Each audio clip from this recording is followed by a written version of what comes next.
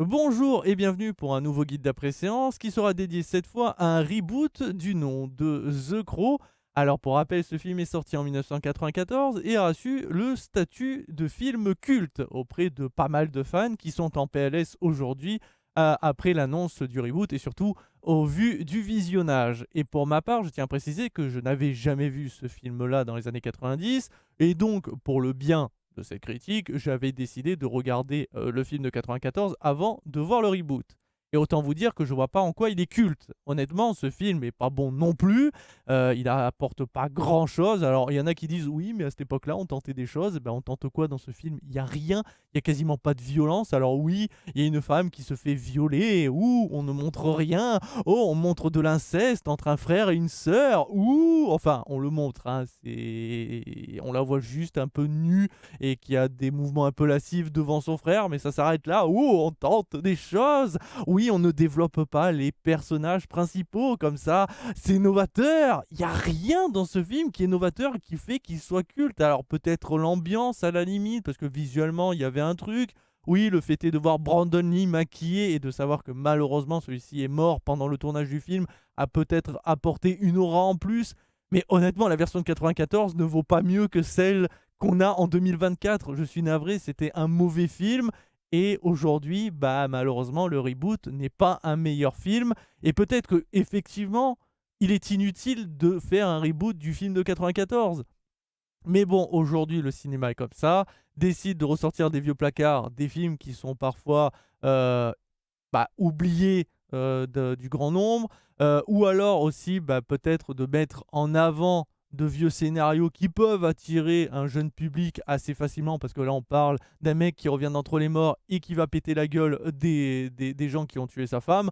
Donc ça peut donner du grand spectacle assez intéressant. En plus, le film est interdit aux moins de 12 ans, donc ça attire facilement le jeune public. Sauf qu'au final, bah, on attire le jeune public pour pas grand-chose, parce que le reboot, comparé à la version originale, pendant une heure, décide de développer sa relation et donc ses personnages avec Eric Draven et Shelly qui vont avoir vraiment du développement cette fois. Parce que dans la version de 94, autant vous dire que Shelly, c'est une ligne de dialogue.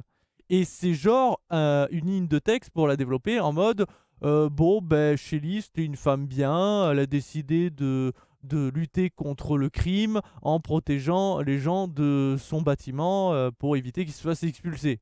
Fin. Et c'est pour ça que d'ailleurs après elle va se faire violer, torturer, battue à mort pendant que son mec s'est pris, je crois, deux trois coups de couteau et balancé par la fenêtre. Voilà, le développement des personnages. Et en plus, ce qui me fait rire, c'est que dans la version 94, ce qu'on va développer surtout, c'est une gamine avec sa mère toxicomane dont on n'a rien à foutre, et un policier qui finalement fera pas grand chose de policier. Bref, c'est assez drôle de dire que ça c'est un film culte, mais au moins ici il y a un peu plus de développement parce qu'effectivement on va voir la vraie relation entre Eric et Shelby, Shelly, pardon, qui va naître, leur première rencontre, comment ils vont tomber amoureux, et on va avoir une vraie relation jusqu'à malheureusement le fameux moment fatidique où Shelly et donc Eric vont mourir. Sauf qu'ici, Shelly va vivre moins d'expériences douloureuses parce que pas de viol, pas de tabassage à mort, elle va juste se faire étrangler. Alors quand je dis juste, ça reste quand même horrible, mais ça s'arrête là, quoi. Enfin, elle se fait étouffer par un sac et fin. Là où dans la version 94, c'était beaucoup plus hardcore, on va pas se mentir. Hein. Mais bon, ça n'empêche pas que quand même Eric a le droit de se venger. Et après, en matière de vengeance, bah, c'est pas si fou, quoi. Je m'attendais peut-être à plus de torture, à jouer beaucoup plus dans le gore. Alors oui, le film va être violent, on va avoir des membres découpés, on va avoir du sang giclé, des yeux plantés, des trous énormes par les bastos. Mais c'est des litres de sang qui finalement n'apportent rien de spécial parce que il y a rien, quoi. C'est horrible à dire, mais parce que de toute façon le matériau de base était déjà creux. Tu peux essayer de développer tant bien que mal les choses. Avant il y avait rien. Aujourd'hui t'as pas plus grand chose, même si tu développes tes personnages. En plus derrière on va avoir, on va essayer d'apporter un côté démon, enfer, paradis, puisqu'on va nous expliquer que si Eric a des pouvoirs ou en tout cas peut ressusciter, c'est pas pour rien. Et donc si c'est pas pour rien, c'est que peut-être potentiellement dans le monde des humains, il y a aussi des monstres et on va avoir quelqu'un qui peut communiquer avec les démons, enfin j'appelle ça des démons, mais avec l'enfer si vous voulez, et a acquis un pouvoir qui lui permet de manipuler les êtres humains à sa guise en utilisant une voix suave qui susurre à l'oreille des choses et qui derrière peut pousser les individus à se suicider ou à commettre des meurtres. Et voilà. Et oui, parce qu'il fallait développer un petit peu ce côté-là. Alors qu'au final, en réalité, pour le coup, la version de 94 était plus intéressante. Juste, finalement, l'amour qu'a porté Eric envers Shelly l'a fait ressusciter pendant un bref instant pour pouvoir se venger. Et pour moi, je trouvais que là-dessus, au moins, la version de 94 était plus intéressante.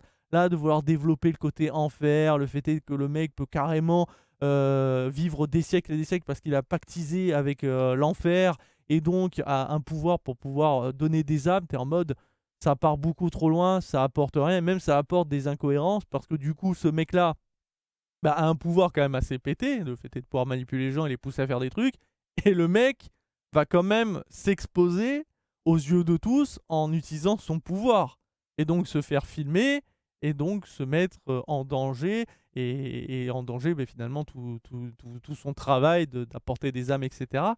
Alors que ça aurait pu être évité juste en faisant, blablabla et fais ton truc pendant que moi je suis pas dans enfin dans la pièce et cetera.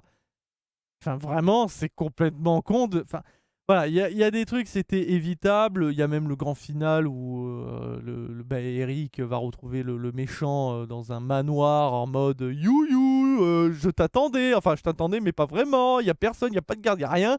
Tu en mode, c'est complètement con. Enfin, tu sais que potentiellement ils peuvent venir, tu devrais te mettre en sécurité, lui il entre, «Ouh!» il se pomponne et quand il le voit débarquer en mode: «Oh merde! Oh!» Enfin bref, donc oui, ce film malheureusement ne sert pas à grand chose et en vrai il est pas plus intéressant que ça parce que, il y a pas spécialement de scène d'action. Pendant 1 heure, comme je dis, c'est beaucoup de développement. On va avoir après la mort qui va apporter la première scène avec l'enfer, enfin en tout cas le pont entre l'enfer et le paradis. Il va acquérir ses pouvoirs, donc il va découvrir sa capacité, enfin, ses capacités d'immortalité. Puis après revenir entre ponts et après, ok c'est parti, je pars en mode chasseur, je vais décider de venger ma femme. Et en plus, à la fin, il va acquérir encore plus de puissance, qui cette puissance finalement n'apporte rien puisqu'il est juste toujours immortel, mais il pisse du sang noir. Et je me suis dit, c'est là où ils auraient pu apporter un truc plus intéressant. Par exemple, je sais pas, il sort des trucs de son corps, où son sang va lui permettre de créer des armes. Ça aurait pu être très cool de jouer là-dessus et de pousser un peu plus le concept. Mais non, en fait, il a juste une malédiction qui ne lui apporte rien, à part le fait est d'être maudit et donc d'échanger sa place avec sa femme. Ouais, honnêtement, je suis un peu circonspect et c'est dommage parce que le peu de scènes d'action, il y a une grosse scène d'action avec Eric qui va errer dans des escaliers avec son katana en tapant tout ce qui bouge. Un peu comme un mec qui a perdu toute âme et que c'est un zombie qui fonce sur les ennemis, se prend des balles et puis il tape, il découpe. T'es en mode, ça aurait pu être sympa d'être un peu plus chorégraphié vu qu'il est possédé, enfin qu'il est maudit et qu'il a plus d'humanité, de le voir plus en mode bestial, foncer sur les ennemis comme une bête assoiffée de sang, en découpant tout, en hurlant, en ayant des flashbacks de sa femme ou en voyant par exemple sa femme déambuler avec du sang qui lui gicle dessus et lui il essaie de la rattraper tout en découpant tout. Ils auraient pu jouer tellement là-dessus. Et non, on voit juste un mec tomber, taper. Alors, il y a quand même quelques petites scénettes assez drôles pendant le combat où à un moment il se fait planter, puis en tombant il tue un mec qui était tombé par terre, où justement il a l'épée en lui, puis il est en mode bah attends, tu sais quoi, eh mec, viens faire un bisou, si tu veux, allez hop dans l'œil. Il y a des trucs comme ça, mais c'est pas assez exploité. Et c'est tout au final. En réalité, pour moi, The Crow, c'est comme la version de 94. C'est à oublier. Je vois pas ce qui était de culte avant et je vois toujours pas ce qui pourrait être culte. Et encore une fois, on va me parler de Brandon Lee. Bah, navré, mais il y a un mec qui pouvait largement remplacer Brandon Lee aujourd'hui. Hein, je parle pour aujourd'hui, puisque l'acteur là, c'est Bill Skarsgård avec énormément de tatouages qui fait un peu de Joker d'ailleurs. Alors là, pour le coup, c'est le look que je comprends pas trop. Ils lui ont mis plein de tatouages. Il a même un tatouage à l'œil, etc. Il fait trop penser au Joker. Et en fait, je pensais qu'ils allaient faire un petit délire en mode la naissance du Joker. C'est comme ça qu'il est né et qu'il a perdu son humanité en jouant entre l'enfer et le paradis. Il est plus humain et c'est pour ça qu'il devient totalement barjot parce qu'il a perdu sa première femme et qu'il va avoir une relation un peu malsaine avec Harley Quinn. Et c'est comme ça. En vrai, ça aurait pu être très cool. Mais non, c'est pas ça, hein. C'est juste qu'il a plein de tatouages, ça fait un peu ridicule et on va pas se mentir qu'il a pas vraiment de charisme, alors qu'il y avait le chanteur du groupe Avatar qui porte la même coupe de cheveux que Brandon Lee à l'époque, qui porte le même maquillage et qui a franchement le look de The Crow, enfin pour le personnage de Eric Draven, pardon, et donc de The Crow. Mais, euh, mais non, ils ont préféré cet acteur-là. Moi, personnellement, après, qu'il y ait des fans de la version de 94, il n'y a pas de souci, vous avez le droit d'aimer les goûts et les couleurs et que vous estimez qu'il est culte, mais soyons objectifs un minimum. Le film de 94 n'avait rien d'exceptionnel. Il voulait aller dans le trash alors qu'il est absolument pas trash. Par exemple, les meurtres qui sont proposés dans la version 94 sont plan-plan. Enfin, je veux dire, c'est juste des mecs qui se font planter au couteau et en plus, tu vois jamais la scène du couteau. Il y a peut-être à la limite le mec avec sa bagnole qui va exploser et fusionner. Et quand on voit le cadavre fusionner avec le métal, avec le visage encore. Là, ouais, il y avait un truc, mais bon, c'est de loin et voilà. Et après, il y a juste finalement l'inceste avec le frère et la sœur, mais c'est ridicule puisqu'on voit jamais rien. C'est juste mentionné comme ça rapidement. T'es en mode, mais euh, ça c'est culte pour vous? À la limite, le Punisher, le Punisher, je sais plus de 98, je crois, ou en tout cas le vieux Punisher, le tout premier, à la limite est plus culte que celui-ci parce qu'il y a bien plus de trucs violents et trash que celui-ci où là, on voit juste un mec revenir d'entre les morts comme ça. Et de temps en temps, t'as le policier qui fait un petit peu son enquête ou voilà, qui sert à rien, et la gamine avec sa mère droguée qui ne sert à rien aussi. Enfin, non, je trouve ça ridicule. Au moins, j'ai préféré cette version-là pour le développement de Eric et Shelly parce qu'au moins il y a une vraie histoire d'amour qu'on comprend et que du coup peut pousser le mort à revenir d'entre les morts. Sauf que là, ils ont rajouté le côté enfer, pacte avec l'enfer. C'est ridicule. Et le pire, c'est que je pense qu'il y en a beaucoup qui vont taper sur le réalisateur, donc Rupert Sanders. Mais sachez qu'il n'est pas responsable de cette bouse parce que honnêtement, il filme ce qui doit être filmé. Il n'y a pas malheureusement d'imagination sur la réalisation. On s'amuse pas à jouer avec justement le corps qui va en enfer, pire qui revient à la vie. Ils auraient pu jouer avec la caméra qui jongle entre les deux mondes, comme avec entre guillemets ces deux personnalités qui tout d'un moment abattu et qui devient un monstre quelque part, animal, qui perd son humanité, et puis le côté humain qui ressurgit tout d'un coup. Ils auraient pu jouer avec la caméra, s'amuser avec les plans, de voir le canon ne faire qu'un avec le corps, puis ressortir, tirer avec l'explosion, l'explosion du corps, et puis hop, qui se referme pour Eric. Ils auraient pu jouer pas mal, mais ils jouent jamais avec la caméra, c'est très simpliste. Mais au moins, je trouve qu'il y a une atmosphère, visuellement, c'est pas dégueulasse, il y a de beaux effets de lumière en plus. Bon, les effets spéciaux sont plutôt cheap, mais voilà quoi. C'est pas un film que je vous recommande. Clairement, c'est pas assez intéressant, mais je recommande pas non plus la version de 94. C'est un film oubliable qui n'aurait pas dû exister. Pour le coup, je rejoins quand même les fans qui disent qu'il n'y avait pas besoin de reboot ce film-là parce qu'il se suffit à lui-même. Effectivement, vu la catastrophe de 94, il se suffisait déjà à lui-même.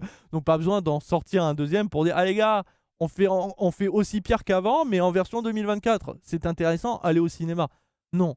Pour moi, si vous voulez voir un film où il y a du sang, ça gicle et il y a une histoire cool, allez voir Deadpool 3 qui est largement au-dessus. Parce que là, oui, il y a du sang, mais pendant quelques minutes, parce que pendant une heure, c'est beaucoup de blabla.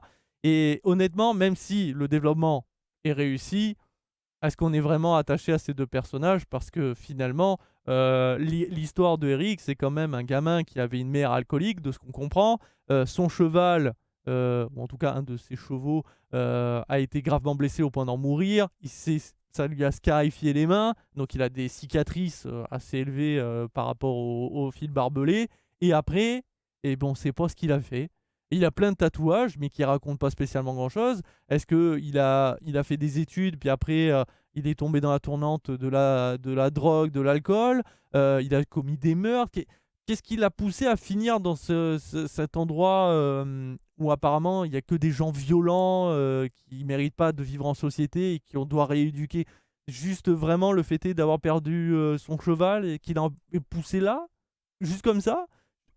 Là, on le saura pas. Donc, pourquoi on développe et pas plus ça? Et pourquoi on a un mec qui peut dans les oreilles des gens et qui finalement se fait avoir comme un bleu en se faisant filmer. Et en plus, ce qui est drôle, c'est derrière, on va nous sortir tout le twist là-dessus. C'est en mode, ok, il s'est fait filmer en passant un couteau sur le piano. Il a soufflé à l'oreille d'une personne, donc de Shelly. Shelly prend le couteau et va planter une meuf. Et on dit que si cette vidéo tombe entre de mauvaises mains, ou en tout cas est publiée, c'est la fin de ce mec-là, ou en tout cas de sa popularité, etc. Mais t'es en mode, en quoi? Parce qu'on le voit souffler à l'oreille, mais après, c'est pas lui qui fait l'acte. Voilà, il est pas mis en danger. À la limite, tu le verrais appeler les pompiers. On pourrait juste dire qu'il a posé un couteau là, comme ça, en mode ah bah tiens, regarde, j'avais un joli couteau, t'en penses de quoi? Et la meuf, elle a perdu la boule, elle a décidé de planter quelqu'un. Il est pas responsable. Je veux dire, qu'est-ce que tu peux prouver avec la vidéo qu'il a soufflé à l'oreille de quelqu'un et qu'il a le pouvoir de souffler? Personne le verrait, personne le saurait. Donc il n'active pas son pouvoir, donc c'est complètement con. Et le pire, c'est le coup du téléphone qui est mis dans un endroit caché. Et donc la meuf qui avait le portable n'a pas éteint le téléphone normalement. Ça veut dire qu'elle le pose juste et l'écran se met en veille. Donc le portable continue de tourner. Ben, des mois, voire peut-être années après, ils viennent... Enfin, Eric va chercher le téléphone, il récupère le téléphone et il est chargé. Il est directement en plus sur la vidéo pour que Eric voit le bon truc à voir. Et t'es en mode... Non, le portable devrait ne plus avoir de batterie. Et même si il lui restait 1% de batterie, il ne serait pas sur la vidéo parce qu'on voit bien que la meuf, quand elle a posé le téléphone, il n'était pas sur la vidéo.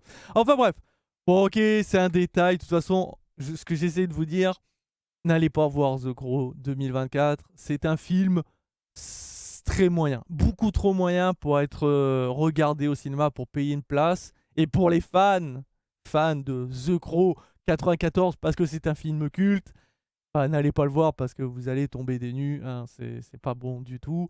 Et pour moi, de toute façon, 94 et 2024 sont au même niveau, c'est des films nuls. Voilà, navré, hein, mais moi je vois pas ce qu'il y a à sauver là-dessus. Bref, voilà qui conclut cette critique et je vous dis normalement à demain, parce que je pense que je vais la réserver pour demain, pour la critique du projet Silence. Ah bordel, décidément, quand on enchaîne, on enchaîne. Allez, sur ce, je vous dis à très vite et à très bientôt pour toujours plus de vidéos, que ce soit sur Twitch ou YouTube. Mais bon, là pour le coup, ça sera sur YouTube. Ciao ciao les amis.